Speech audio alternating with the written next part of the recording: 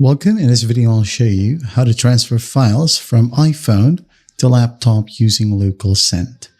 All right, so first up, as you can see here, I have here my iPhone, and in the left-hand side, this one represents my PC. All right, so when you go ahead and send a file from LocalSend, make sure that both devices got LocalSend. So go ahead and open up LocalSend on your iPhone and just select Send right here at the very bottom. And then go ahead and choose File at the top. Make sure that you swipe right. Go ahead and choose File.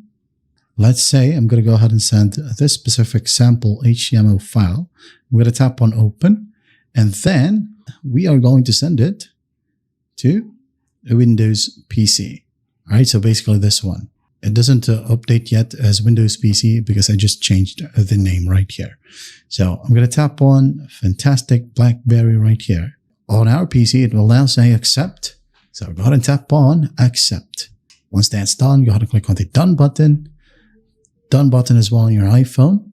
And where do we find the files? So for our PC, you can go ahead and click on this recent icon. And then go ahead and click on open folder. There you go. And here we have the specific file. All right.